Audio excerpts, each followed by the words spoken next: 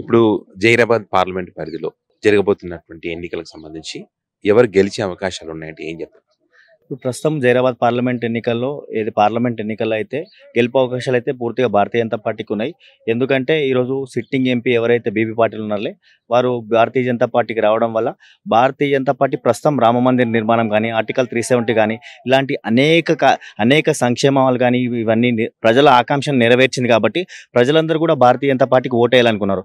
అందులో భాగంగా ఇప్పుడు బీబీ పాటిల్ కూడా బీజేపీలో రావడం వల్ల ఇంకింత బలం పెరిగి ఖచ్చితంగా జైరాబాద్ పార్లమెంట్ అనేది బీబీ పాటిల్ భారతీయ జనతా పార్టీ గెలుస్తారని పూర్తిగా విశ్వాసం ఉంది మాకైతే. బీబీ పాటిల్ గారు ఇప్పటికే ఎంపీగా ఉన్నారు.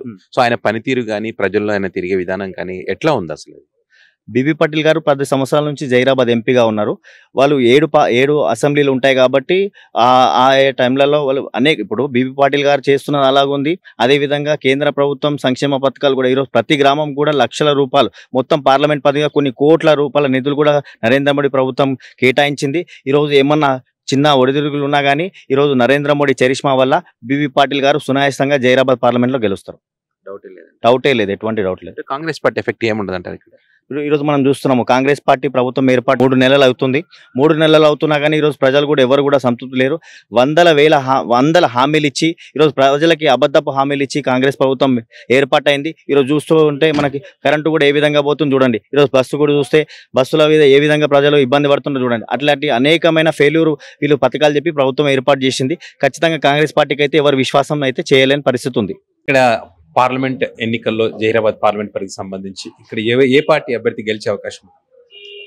తప్పకుండా సబ్కా సాత్ సబ్కా వికాస్ సబ్కా విశ్వాస్ అనే నినాదంతో భారతీయ జనతా పార్టీ ఖచ్చితంగా ఘన విజయం సాధిస్తుంది. తప్ప వేరే మార్గం లేదు ఖచ్చితంగా. ఎందుకంటే గత 70 సంవత్సరాలుగా కాంగ్రెస్ పార్టీ చేయలేనటువంటి సాహసోపేత నిర్ణయాల్ని కేవలం నరేంద్ర మోడీ గారు తీసుకున్నారు.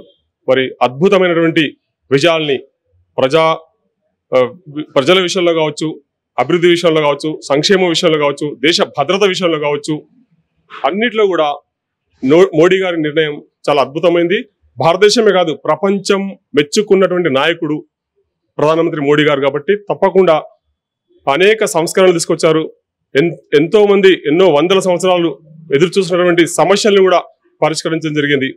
మరి ఒకప్పుడు ప్రపంచ దేశాలు భారతదేశంలోని సమస్యల్ని పరిష్కరించడానికి వచ్చేవి. మరి ఇప్పుడు ఏమైందంటే ప్రపంచమే భారతదేశం యొక్క పెద్దన్నగా భావించి ప్రపంచ దేశాల సమస్యల్ని పరిష్కరించడానికి మరి భారత ప్రధానమంత్రిని పిలవడం అనేది అంతకంటే ఇంకా వేరే చెప్పనవసరం లేదు. గెలవడం పార్టీ పరంగా కాకుండా బీబీ పాటిల్ గారు ఎంపీగా ఉన్నారు. సో ఆయన పర్సనల్ గా వ్యక్తిత్వాన్ని బట్టి చూస్తే ప్రజలు ఉండడం కానీ, ఆయన అందుబాటులో ఉండి కానీ, డెవలప్మెంట్ విషయంలో కానీ ఎట్లా ఉంది? ఆయన పనితీరు ఎట్లా ఉంది? చాలా బాగుంది. ఎందుకంటే ఆయన ప్రజల మనిషి, ప్రజానాయకుడు, సౌమ్యుడు. మరి ఎంత ఉన్నా కూడా అహంకారం ఉండదు ఆయనకి. సో అందరినీ కలుపుకునే తత్వం ఉంటుంది.